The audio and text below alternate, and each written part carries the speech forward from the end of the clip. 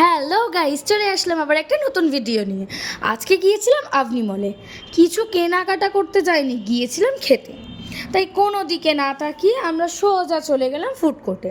Food কোর্টে গিয়ে ফার্স্টেই এপাশ ওপাশ ঘুরে ভালো করে দেখে নিলাম কোথায় কি কম্বো চলছে, কোথায় কোন প্রাইসে কি পাওয়া যাচ্ছে।